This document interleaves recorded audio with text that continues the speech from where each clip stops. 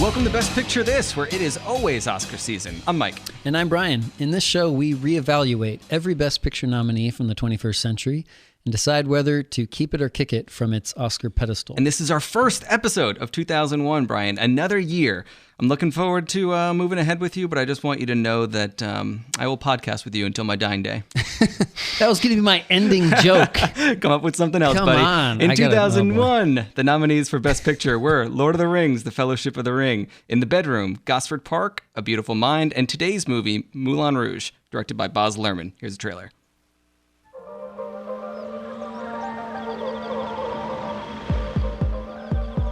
He entered a world where fantasy is real, where he could be anything he wanted, and where he would discover the most dangerous temptation of all. Come and get me, boys.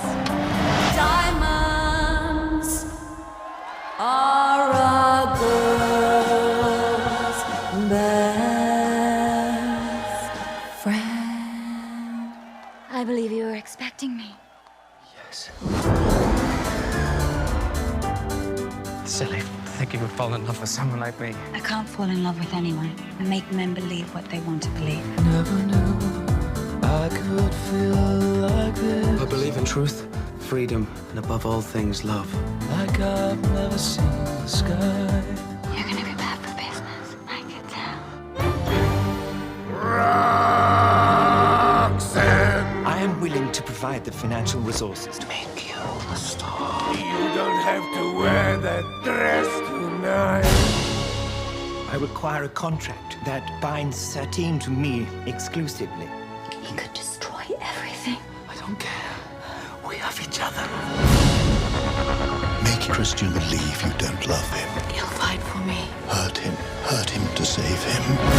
Whatever happens, no matter how bad things get, we love one another. Kill the boy. No!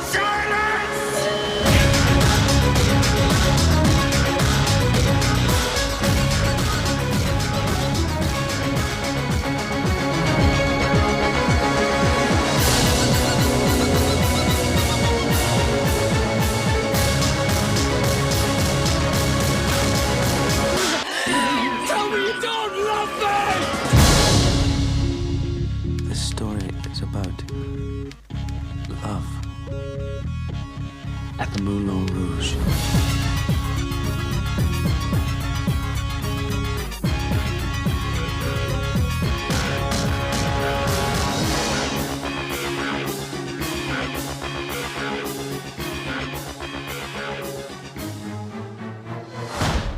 Diamonds are a girl's best friend. The first movie musical in 10 years to be nominated. Yeah, for that's Academy pretty Award. cool. What was the one before that? 1991. Beauty and the Beast. Beauty and the Beast. Very good. Does that count as a musical if it's animated? I think so. I mean, think so, I guess too. all of Disney's movies would be musicals then, or most of them. Moulin Rouge was also nominated. It won Best Art Direction and Best Costume Design by Catherine Martin, who is also the director's wife, Catherine Martin. It was nominated for Best Picture, Best Actress, Nicole Kidman, Best Cinematography, Donald McAlpine, Best Film Editing, Best Makeup, Best Sound. It was snubbed for Best Director and Best Original Screenplay, which is an outrage to some. Best Original Screenplay, and that's not an outrage. I don't think so. But Best Director, maybe. The directing was quite astounding in this movie in some moments. Catherine Martin also, by the way, she's married to Baz Luhrmann. She was nominated for The Great Gatsby and Romeo plus Juliet. That's what I'm calling it, plus Romeo plus Juliet. More modern. Coming up in the show, we'll offer our golden takes. We'll talk trivia. We'll do listener comments. And the big reveal, will you keep it or kick it from the top 5? But first, let's do our Farley Awards, Brian. Let's the do most that. awesome directing and writing moments. I want to hear your best directing moment. My best directing moment is Satine is in Christian's arms. This is at the very end. Okay. And the camera lifts above them. And it just keeps on. And you see the white and the red rose petals. You see these shadows. It's really asymmetric, kind of like really, strange image. And the camera just keeps lifting up higher and higher into the rafters. You see these guys who are, the stagehands looking at it. It goes higher and higher, and you see now over the curtain, everyone cheering. And then it keeps on going higher and higher to the point where, okay, this is no longer a real camera. This is like just a mirage of what a camera could actually do. But then it goes soars above the city, and it goes right into Ewan McGregor's bedroom where he's writing his play or his story. I thought that was a really cool long shot that takes advantage of what you can do digitally. So that's my best directing moment. Yep. Although lots of crazy, awesome edits, which I thought was great. Yeah. I'm going to say broadly that my best moment is the first number at the Moulin Rouge, just because it's our introduction, and Kidman gets that awesome movie star intro. I always love doesn't get more movie star than that. It doesn't. I love in movies when characters talk about a character before we meet them. There are like whispers, like, oh, here she comes. They do it, and Silence of the Lambs is maybe the best example of that. The Great Gatsby, also directed by Baz Luhrmann later on, is like that too. Yeah, you really build somebody up. But that first segment, it's so kinetic, and it sets the tone for everything that we see after. This movie is about excess. That's not just kind of its style. I think that's what it's about. And I think that's why it works, honestly. I mean, if this were more restrained, I think we would worry too much about logistics. We would get in our heads. How much does it work? I think it works. Enough to keep it? Let's talk about that later, Brian. Let me just read this quote from Baz Luhrmann, because I think it gets to the point of how this movie is kind of all about feeling and experience. He says, "When I was in India researching Midsummer Night's Dream, we went to this huge ice cream picture palace to see a Bollywood movie. Here we were with 2,000 Indians watching a film in Hindi, and there was the lowest possible comedy, and then incredible drama and tragedy, and then breakout in songs. And it was 3.5 hours long. We thought we had suddenly learned Hindi because we understood everything. We thought it was incredible, how involved the audience was, how uncool they were, how their coolness had been ripped aside, and how they were united in this singular sharing of the story. The thrill of thinking, could we ever do that in the West?" It's great. I mean, I think that's kind of... spectacle. It's interesting that that's where it came from, but I think that that's just sort of... the idea of getting rid of cool and just saying, let's embrace enthusiasm is a cool idea. I agree. Let's hear your best writing moment. My best writing moment is when Satine, played by Nicole Kidman, says, "I can't fall in love with anyone." And that idea, she's the only character in the movie, I think, who's really complex. And that is really the center of her tension as a character. She has the only real decisions in the story, and her shifting loyalties are really compelling. And that's a line that kind of embodies that to me. How about you? I'm going to keep it simple and say "Come What May." It's the only original song in the movie. And Brian, the song was played at my wedding. Was it really? It was. At your wedding. My wife introduced me to this movie. She loves it. She would always sing along when that was... So you have to keep it. Yeah, I mean, because of her. That song, this song transcends the movie to me. I mean, it's "Come What May." It's in my wife's voice, which is, maybe not the greatest singing voice. She doesn't listen to this show, Brian. Don't worry. Okay, that's good. She doesn't listen. Fortunately. But what made this pick easy is I said before, I don't think that this is an especially great written movie. It's all visuals and momentum. It's not supposed to be, subtle turns of phrase and, revealing character in small ways. This is all about bigness, to me anyway. Let's do our golden takes. Golden takes.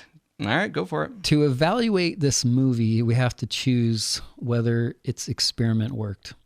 Are we left feeling overwhelmed by the spectacle to the point that it drowns out the emotion of the characters, or are we left thinking about love and tragedy? And a lot of critics were very divided on that point specifically. Peter Travers, the great, always the immortal Rolling Stone critic, said in 2001, "Does Luhrmann think that hammering us with power ballad cliches will make us feel the emotions that once grounded them? I left Moulin Rouge feeling something all right. I felt mauled." That's a great Peter Travers takedown. So he obviously did not he felt that the spectacle overwhelmed it and, didn't feel anything.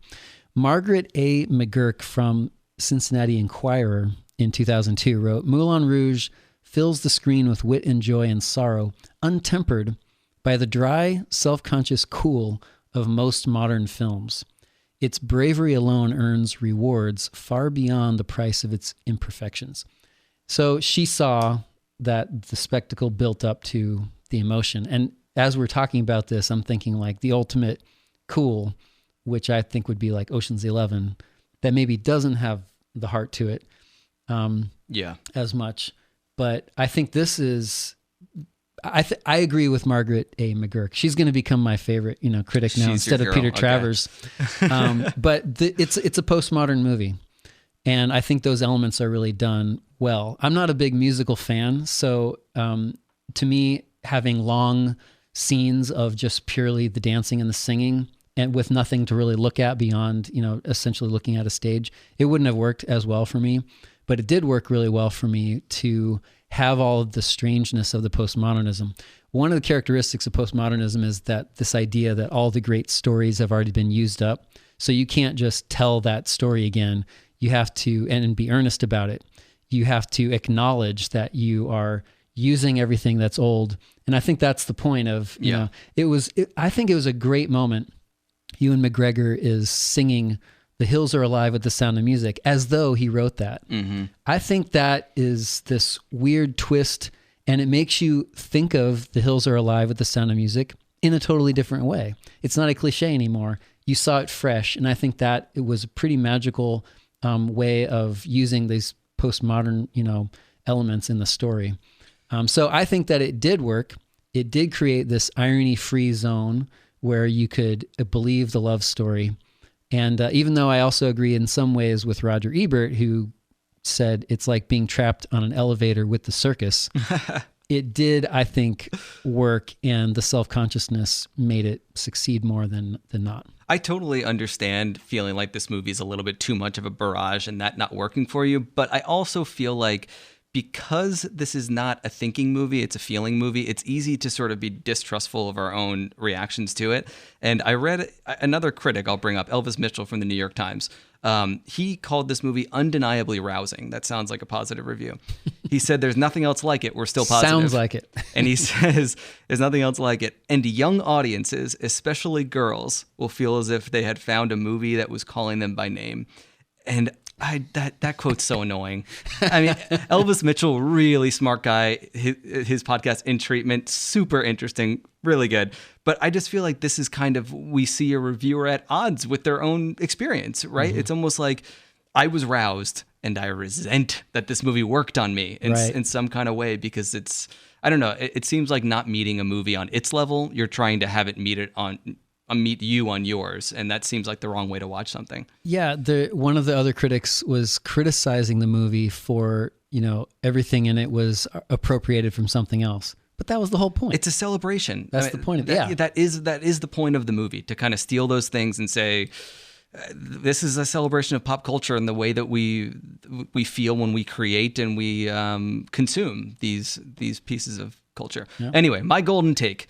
This is a continuation of Gladiator's approach with CGI. You laughed at me when I said that Gladiator was a CGI landmark. Uh-huh.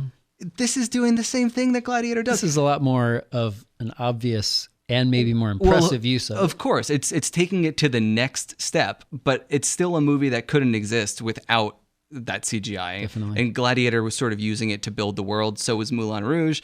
And in fact, Moulin Rouge was initially planned for release at the very end of 2000 in December, but then it was pushed. So I like the idea that like in 2000 we could have had both of these, and it's like boom, CGI.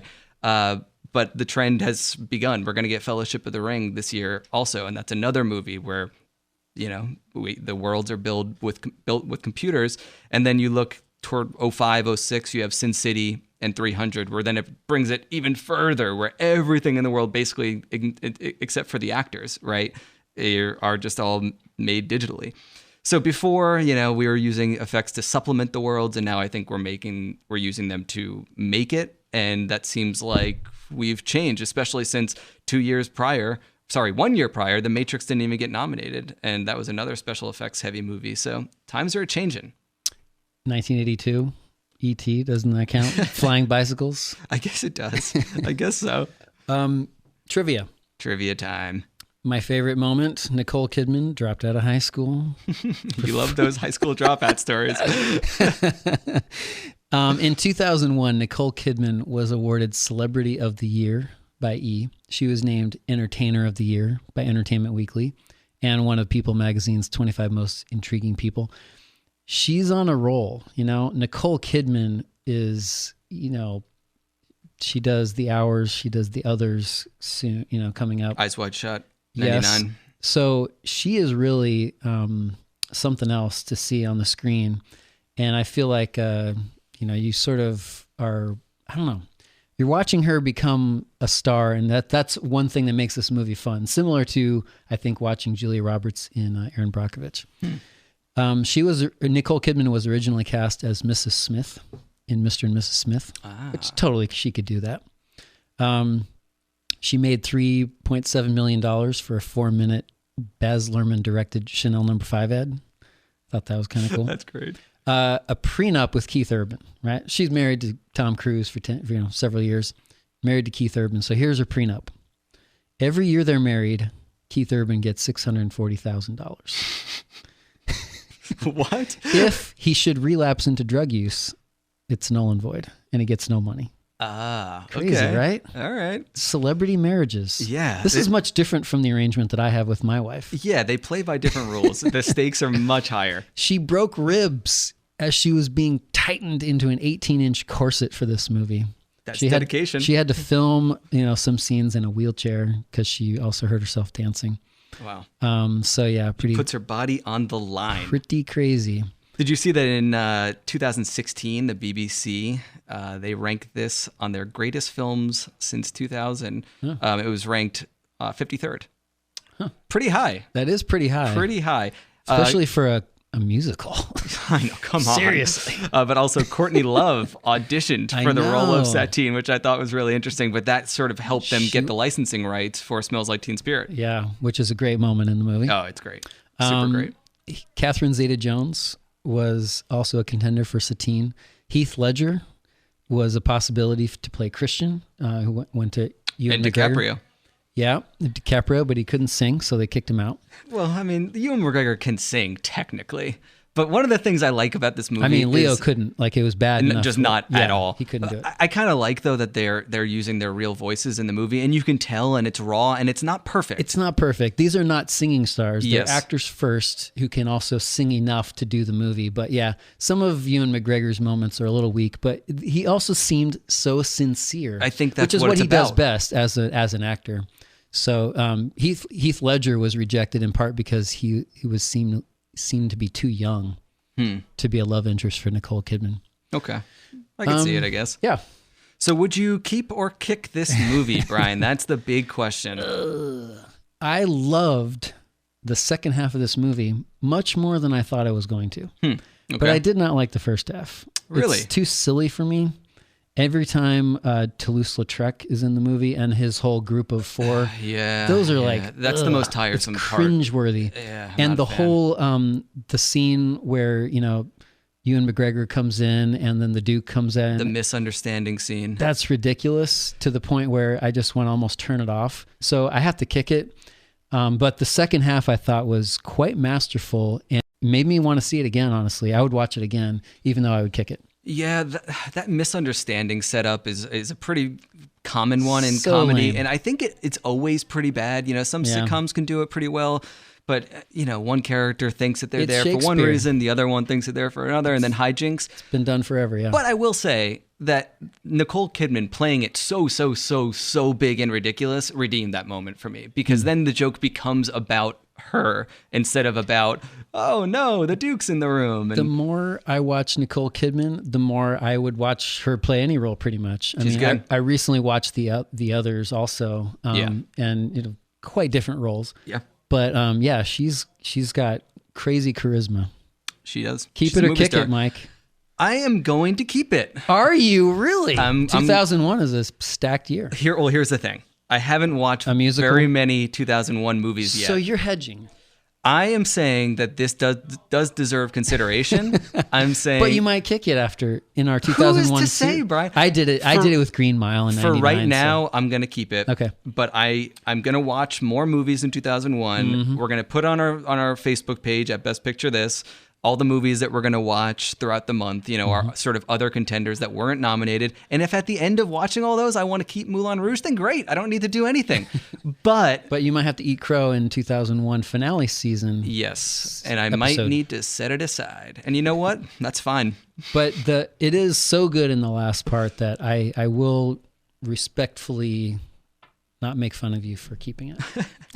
Thank you. I appreciate that. In the next episode, we talk about Gosford Park, directed by Robert Altman, written by Julian Fellows, who later wrote Downton Abbey, and you can see a lot of similarities if you've seen both. It's a story about a dinner party in an English mansion, all sorts of plot twists, and maybe, just maybe, a murder. I'm looking forward to it. I haven't seen that one yet, so I'm excited. So we want to hear from you. If you were making a murder mystery, who would you put in your dream cast? Think about that, Brian. Yeah. Who would you put in your dream ensemble? Who would you want to be killed the most? I think I'm just going to say Joe Pesci. He's number one. As the murderer. I don't know. I mean, it's got to be the murderer. It's a mystery. We don't know yet. Joe Pesci, Nicolas Cage, Elizabeth Moss, Philip Seymour Hoffman. I'm going highbrow. I'm going lowbrow. Yeah. It's going to be a great cast. Are you a Nicolas Cage fan? Sometimes, yeah. Yeah, for sure. Color Out of Space, Brian. Amazing movie. Alrighty. So you could find us at bestpicturethis.com or on Facebook and Twitter at bestpicturethis. Thanks to WNZF and Mark Gilliland for producing. And please remember to rate, review, and subscribe to the show on Apple Podcasts, Spotify, or everywhere else you get your pods. As you said, Mike, come what may, I will be your Best Picture This co-host until my dying day. Or at least until we run out of Best Picture nominees of the 21st century. We don't want to commit. See you later.